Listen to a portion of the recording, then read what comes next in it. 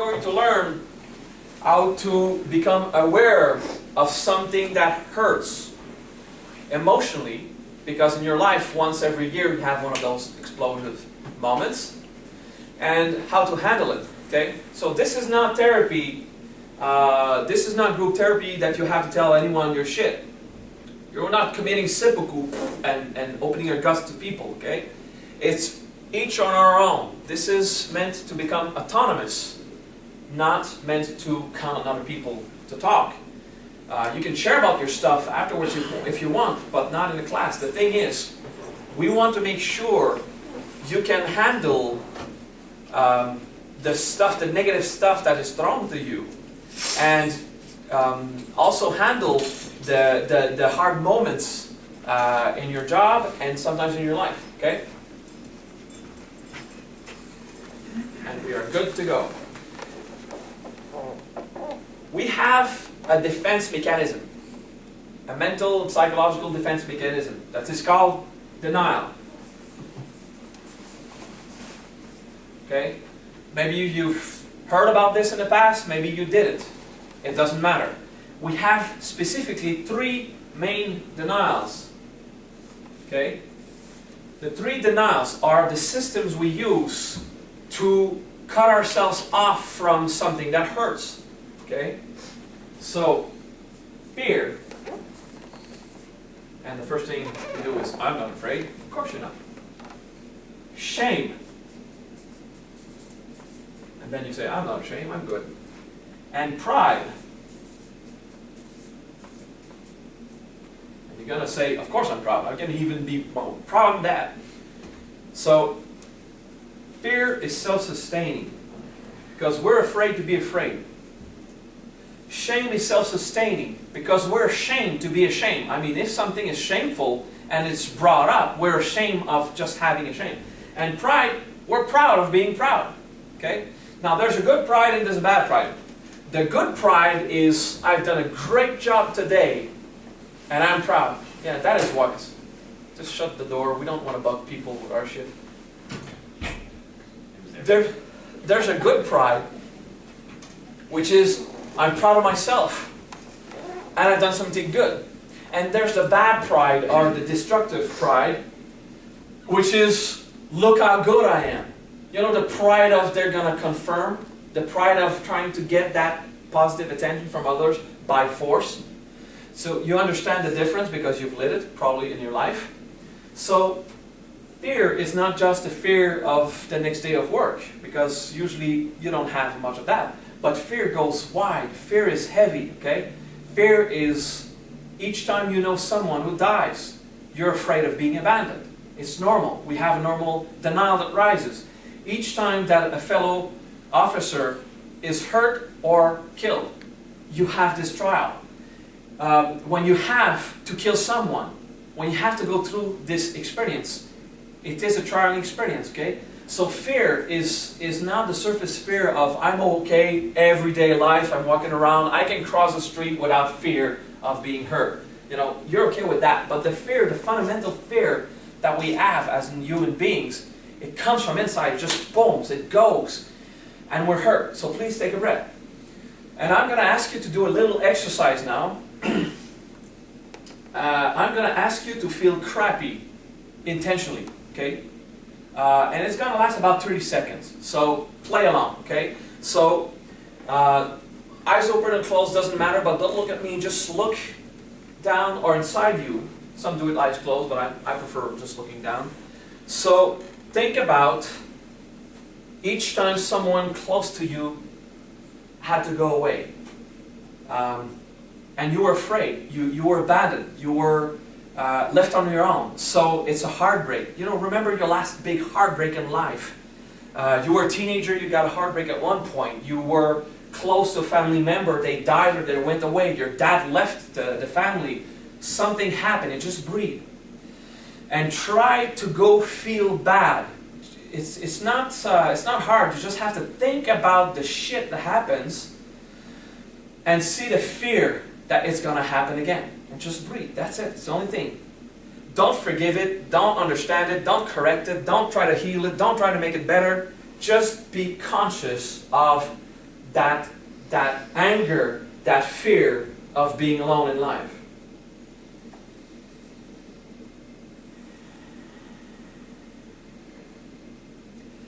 So it's a lot of stories that can happen, but usually it's about being abandoned.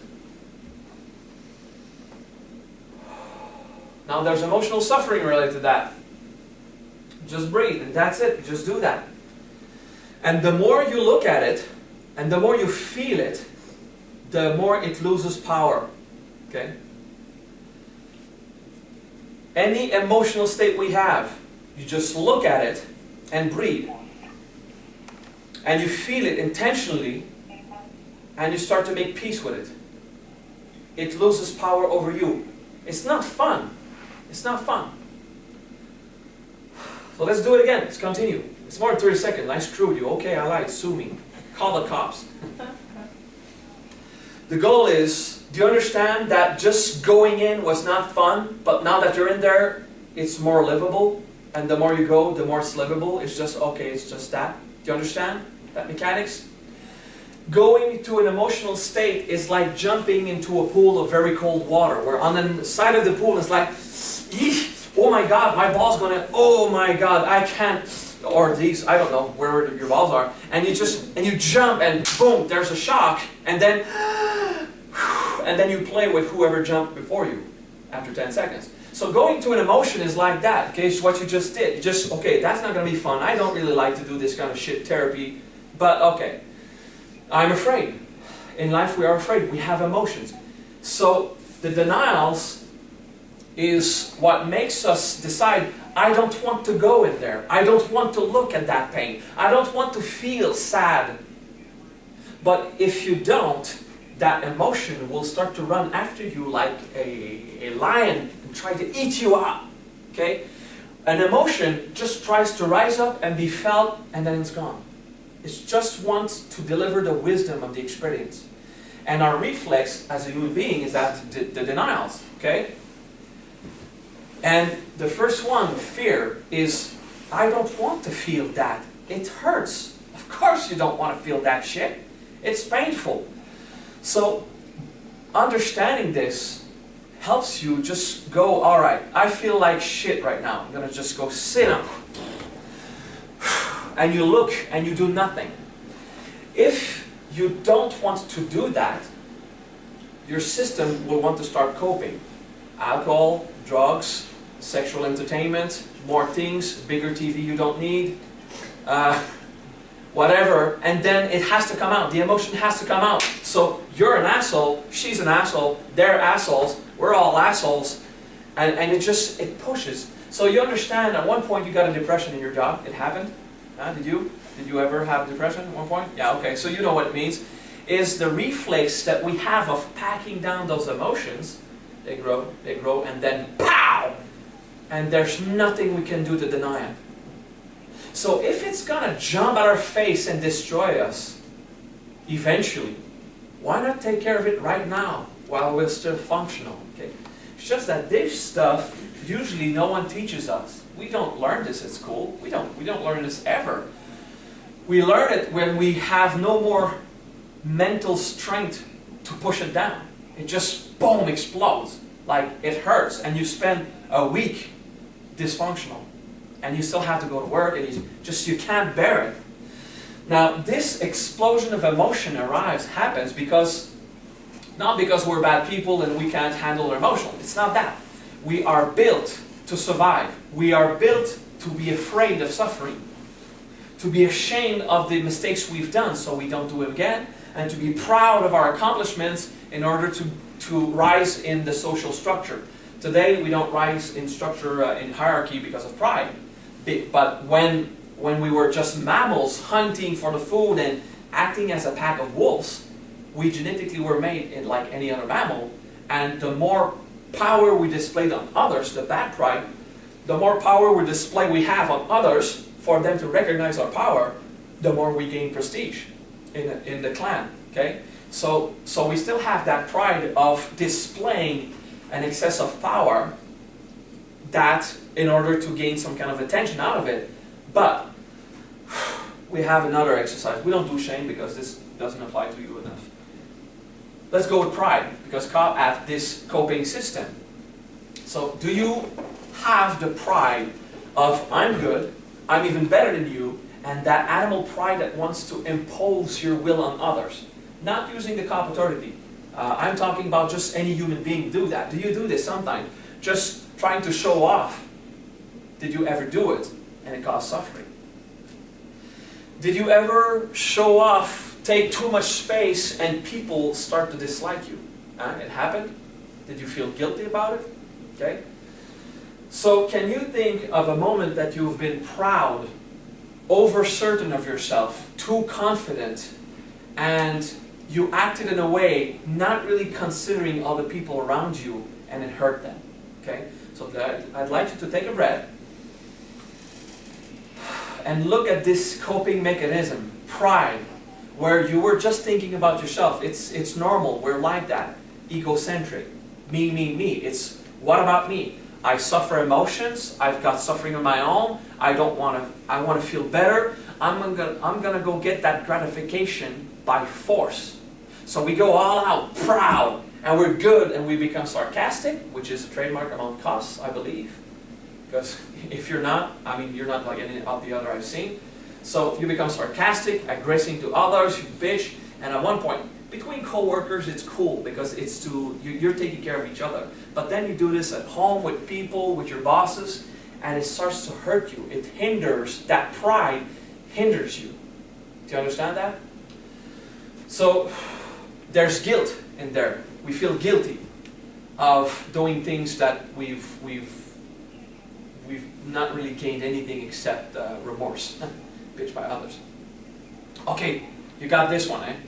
Now, shame, last one. I said it didn't apply, but I think I'm going to find one. I'm going to get out of the cop system and go into just a normal human being system. Go back to your teenagers.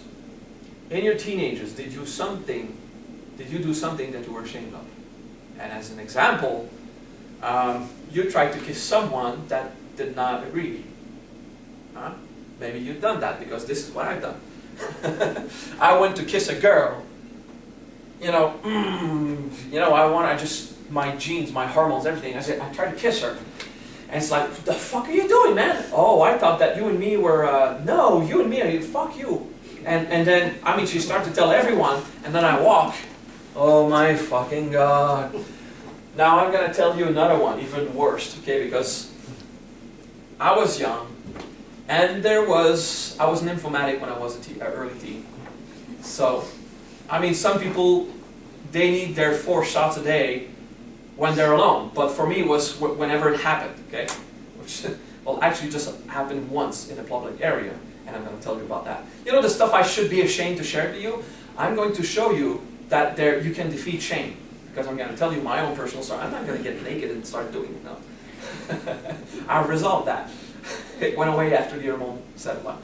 But I was in my mathematics class, next to a window, and a couple of new teenagers about my age were fornicating in the bushes, thinking no one was seeing them. And I got horny right there. So I started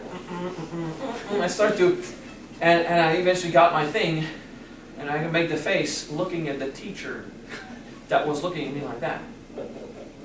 I saw you. And she just turned away like this, and I went like, oh my fucking God. I have not done that. It didn't get to me until it was over. I have just masturbated in my math class under the gaze of my teacher, knowing about it. So that brings shame to me, do you understand? And it's over now, because what I did is I sit in that guilt. Okay? So I'm going to ask you, it's funny when it happens to someone else. I don't want to hear your stories. Okay? If you want to share, wait to the break. I don't want this on camera. Okay, only my shit. So, think about it yourself. You've done something that you were ashamed in your teen. Now, it was funny because I want to lighten the mood. You know, we just speak about fear and pride. You know, I'm telling you that you're still not perfect human beings, and you still have something to learn, and you feel crappy and guilty and abandoned and afraid that the next person is going to die. Ooh, shit, how am I going to deal with that? Now I go with shame. That's difficult because it's humiliation. This is self-humiliation. That's destruction of your own pride, of your own value. So, repeat in your mind the story of something you've done that you really regret. And breathe. Maybe you steal an object, you were caught. Maybe you insulted someone and you were caught. Maybe you've acted, oh, let's take this one. You were in love with someone, that person left you because you were an asshole. Because you acted stupidly. Because you did not know how to love. And you are responsible for that heartbreak. That's a good one. Just sit in it. Just breathe. And there's guilt. Just knowing I am responsible for doing some of the suffering in my own life. And the shame we have of that. Don't heal it. Don't forgive yourself. Don't correct it. Just sit in it. Forgiveness is something that naturally happens. It's not something you do. You don't forgive yourself. It doesn't happen that way. You just sit in there and have an honest remorse. Just regret it honestly with yourself. Yeah, I've done that. And you breathe the guilt and the shame feeling. And it starts to lose power over you. Only in the first few minutes, it starts to go away. It's still there. But it loses power over you. And you start to be free of that shit. Of thinking that you are a bad person. Because you're ashamed of the stuff you've done in life. Keep breathing. And as you breathe and you feel the emotion, it goes away. Okay? Sometimes you have an emotion that will take you 3 hours of that observation. Why does a depression last for so many days? Sometimes a year, sometimes 10 years. Because that 3 hour of observation of shit inside us, we push it away. And if you push it away for 10 years, you have a 10-year depression. But it's just a time for you to go inside and say, I still feel crappy about that thing that happened. Just look at it and understand, I had never ridden that bike. I never ride that bike before. I did not know I had to stay in balance. I didn't have the experience. So feeling the emotion is what allows you to gain the wisdom of the experience, the wisdom of that trial in life. Then you become a better person. Then you're not so ashamed anymore. And you can talk about your masturbation issues in front of a crowd. When I had them in the past, in my Buddhist training, I was shown to, okay, you can relax now. No more emotion. Okay, good, we're okay. That shit is done. Okay. This is something we need to learn, not just by talking about it. I needed you to participate. By participating, you have an experience. And then what I'm telling you makes sense. But now we're going to completely change subject, okay? Now we do the happy part. For this one, you need to play along, okay? I said don't trust me, but just pretend you do for about 2 minutes. Or half an hour. 2 minutes, okay? You have to sit back with your hands on your knees. You have to close your eyes. Okay? Not until I'm done talking, even one of you. Okay, so you close your eyes. And now you're going to play a game in your mind, okay? You're going to imagine that every cell in your body is a happy face, smiling like crazy. It's just breathe and you imagine, I'm made with happy faces. That is so cool. And you know, the cells in your bloodstream are happy faces roaming around. And you're like all yellow. And you have this stupid smile on your face. And you breathe deeply.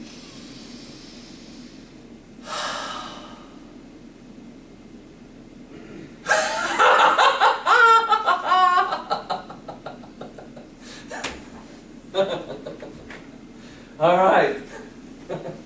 This is cool shit. You go back here. I told you it was just 2 minutes.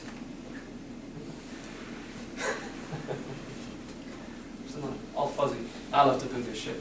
So, by contemplating this crazy idea of I'm made with happy face, some of the joy came. Did it? Oh, so easy. I just tricked you.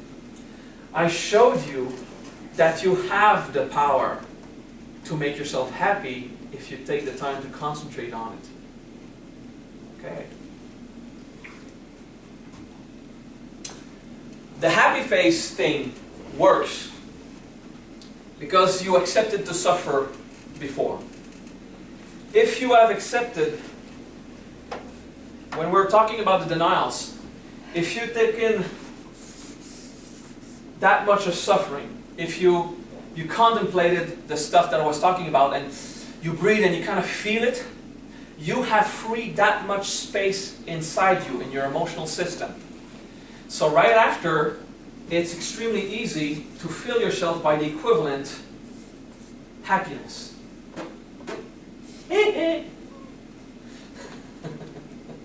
Alright? This is suffering, so I don't know, let's say. I'm not good at drawing, but it's cool. Our emotional system can handle so much. When we have too much negative emotions, it overflows. Not necessarily in crying. Okay? You have this bullshit New Age belief that a man needs to cry. No, it doesn't. Okay? That doesn't matter. Crying, it happens if it happens. Don't force it. Don't prevent it. It doesn't matter. Crying is just a reaction of the system to evacuate. Okay? But it's not necessary. It's cool when it happens, but it doesn't matter. Okay? It's not, that part is not dramatic. But you would have an emotional overflow if you've packed too much. So what you do is you go and feel inside the crap that just wants to be felt. So it comes out. And usually, who has mourning here? Mourning, lots of deaths. Dying, you guys? You? You are involved in that. Okay, so mourning does not take 5 minutes. Okay? It can take a while, but we're talking in a few hours. But you can't feel an emotion for a few hours. Take 15 minutes here, half an hour there, and after a few days it's gone. Now if you have a lot of that, you have a lot of that feeling bad to have, to free yourself. But just now, you freed yourself of something, and you've done the happy faces, and you felt it. Did you? Did something happy happen? Okay. So, that's how an emotional system works. I could have just talked to you and let you go on that. It would not have worked. But because I asked you to participate to the experience, you have experienced it.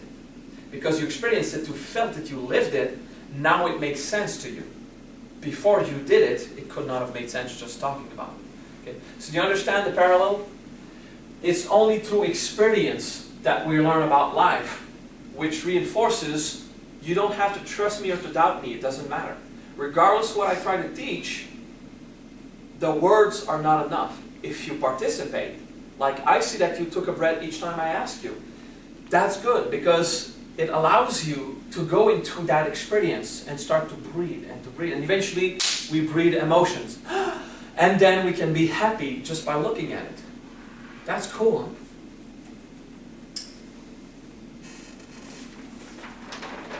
That is something that brought to you a better understanding of what you have to face in life. That's good for everyone. But you can apply this to your challenges as police officers and people in law enforcement. When we have emotional experiences, you don't have to expose it to others. It's your own stuff. But on your own time, go in there. Replay the movie in your head of the trial you experienced. Replay the sensation and go feel the emotion. Now there's a trap. It's called drama. Okay, dramatization. If you see that you fall in some kind of victim's dramatic feeling, I'm so bad, I'm such a bad person, and you start to just degrade yourself, stop. You don't have the good attitude. The good attitude to feel an emotion is just to feel it. Okay, it hurts. That's it. That hurts. If you want to name it, it's guilt, abandonment, I feel rejected, I hate the other, I feel sad, I'm angry. If you want to name it and talk to yourself about it, it's going to help it rise. But the most important part is that situation hurts. And I'm bringing into the hurt, even if it sucks really bad, because it's freeing me. And then forgiveness naturally happens. Forgiveness will happen. It will, okay, I've regretted enough. I feel it's just, I had an honest remorse for a long time now. It's okay. I'm not a bad person. It happened. Life is filled with those trials. I felt it. I can go on. Now I want to be happy. So you breathe. You can do the happy faces. Yellow smiles everywhere. You can have a self-gratitude way of handling it. I'm just going to feel happy for my work. I'm going to feel that I brought something better to society. Okay? And start to focus on the good part of you. Alright? Does that make sense so far, the entire teachings today? Just to help you handle better the stuff that you have to face. Okay? Until we talk about all this stuff, I can't talk about the cool shit. But now, this is done, I can talk about the cool shit. Okay? If you have questions about this method of freeing your emotional negativity, ask Ron. Okay? We call it integration. If they ask questions, you're available to talk about it. That's what Ron came to me, what, 3-4 years ago? Something? Just said, well, you want some advice on investigation? I can talk about it? Sure. Okay. Ben Oxley's investigation. You wanted an outside opinion, so I look at a few files, give me my opinion about how people behave, who is involved or not. In my opinion, it was just an opinion. It helped progress investigation. He couldn't close it. It happens. The thing is, he came to me seeking some kind of advice by a guy like me, because he knows I have experience in identifying behavior and stuff like that. But I tricked him. I showed him how. I gave him that speech, basically. I gave him that speech about, why do you think Ben did this and the other, the wife and this and that?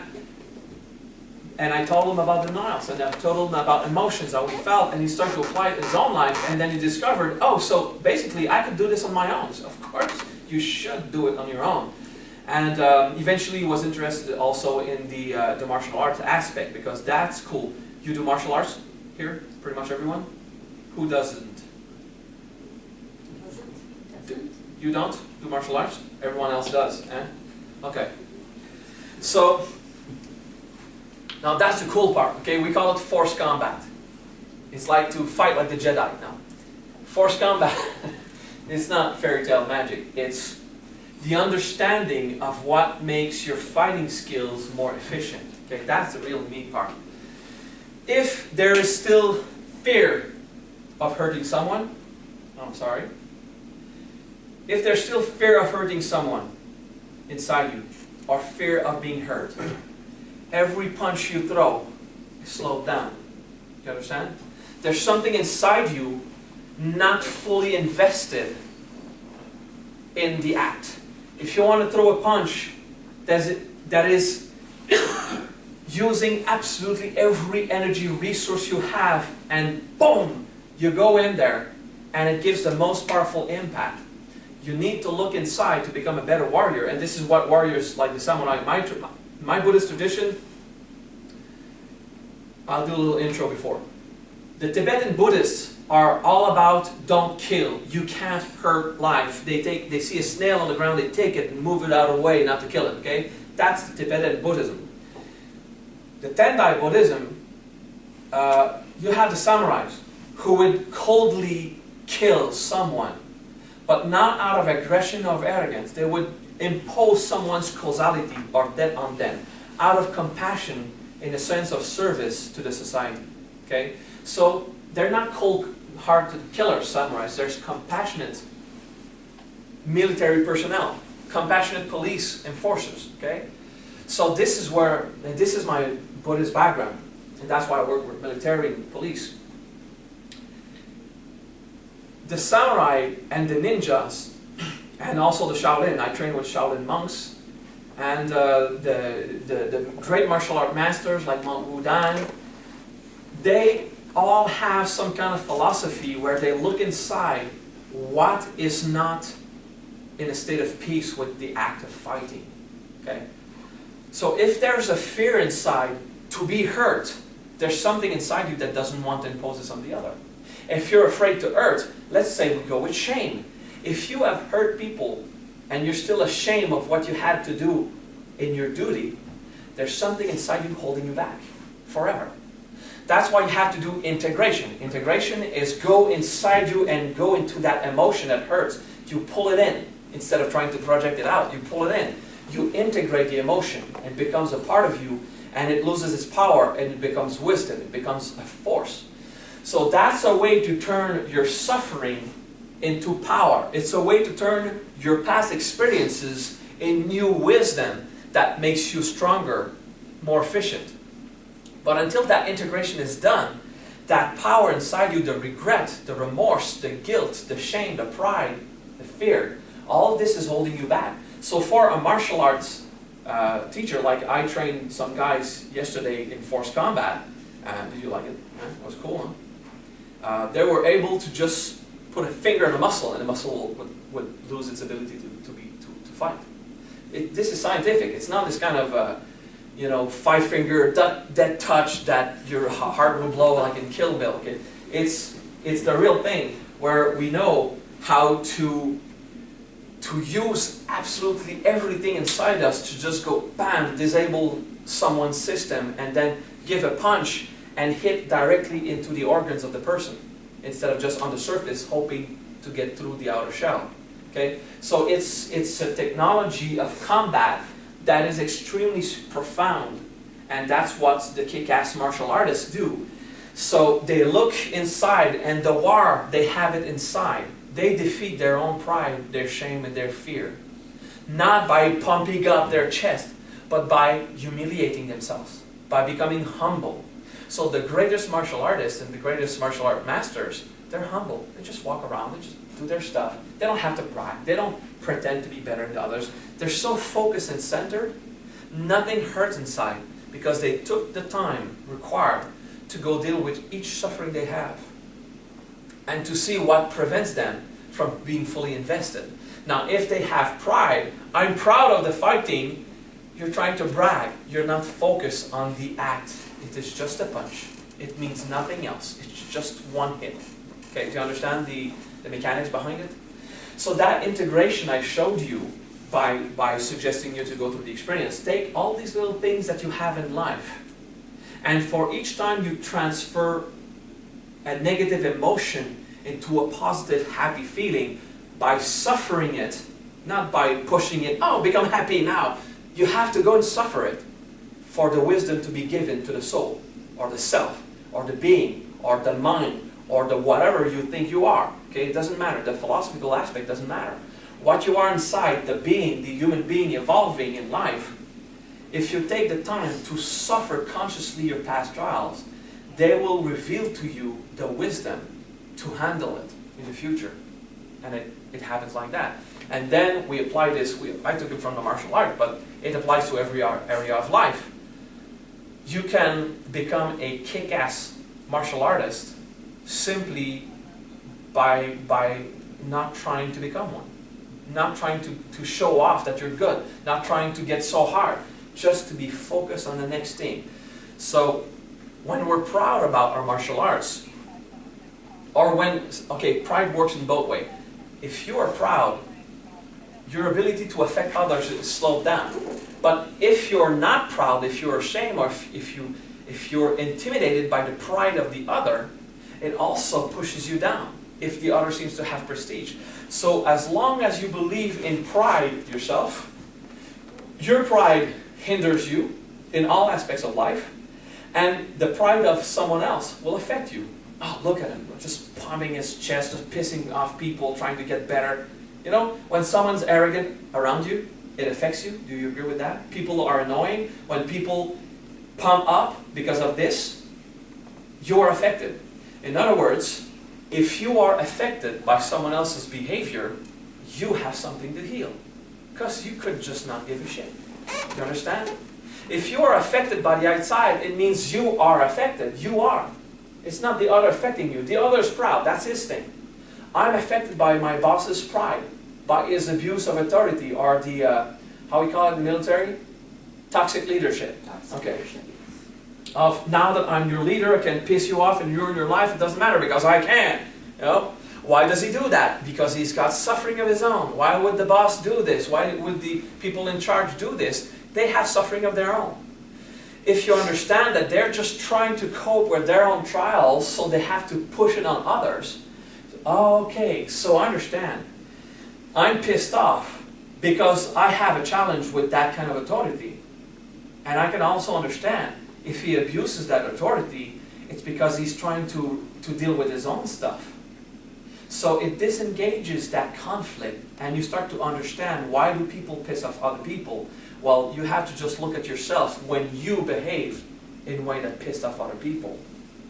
And you look at your own pride, and your own arrogance, and your own pretentious attitudes once you have it. Not often, but sometimes you do. We're human beings, okay? You'll still have them once you know how to integrate your emotions. You'll still have these behaviors because we're built that way, okay? It's survival, it's in our DNA. But accepting this and understanding this, we can look at it instead of acting on it. Oh, I'm becoming pride now. What really affects us when someone does a show of force out of pride? It's our own pride. Because he's telling us that he has more than ours, and like any mammal in a social structure, we feel that their pride is affecting us and that we're going to go lower in the hierarchy. We have a typical animal reaction. Okay? So that's why the pride of others is annoying. It's because nature's built that way for us to survive. It's survival mode. It's just that we're not animals anymore, or at least we think we're not. We hope we're not. Are we animals? I don't know. Oh my God. So, I don't know, one of these weird sounds. So what we are is a human being with an animal baggage and a higher moral standard. And we have both. We have to deal with our animal reflexes, and we have to deal with our higher moral standard. And they're in conflict. They are directly in conflict, because usually we pump our chest and we show a force to gain prestige in society. But if you do it now that we have a social system of hierarchy, it actually hinders us. And if you do a show of force when it's not your place to do a show of force, you will lose power. You're ensured that you will not get the next promotion because you keep pissing off everyone around you. Okay? So that's the way it works. People who are too annoying, we don't want them to be our bosses because we know what's going to happen if they get that power. It's going to destroy our lives. So that's just a big roundup speech about how important it is to just keep in mind the 3 denials. Just keep in mind, there's no way out. This is a part of our life. And the more we flee it, the more we deny it, the more it has power over us. The more it modulates our behavior. Let's say you said something that you really regret. And you regret it, but you did not feel the regret. You did not go in the guts to have an honest, authentic remorse. So it's still there. So every word you say in life is more cautious, and sometimes you just don't talk. No, I'm not going to talk about it. There's a conversation you should have about, let's say, the management of the budget in the couple. It happens sometimes. And you're just, no, I'm going to hold back. You have all these conversations about touchy subjects. She laughs at you. So, I mean, I'm human. She does. Oh, that's so good. I love that. So, you know, Buddhist priests are encouraged in my tradition to have a wife and a family. So I had these conversations. I understand. I have 2 children. I know the family thing. Because in our philosophy, if you go to a priest and he never held a baby 2 hours crying because of his teeth, he never had a conversation about the budget with the wife or the husband, if the priest did not have the experience of sexuality, and then the experience, or torturous, of the absence of sexuality while pregnancy and stuff, you know, if a priest did not experience this, how do you expect the priest to understand? There's no way he can get it if he doesn't have the experience. So in our tradition, in most tradition, priests are encouraged to celibacy, but not in ours. In ours, we're encouraged to just have a normal life, but be virtuous. Stay a priest when we do our life.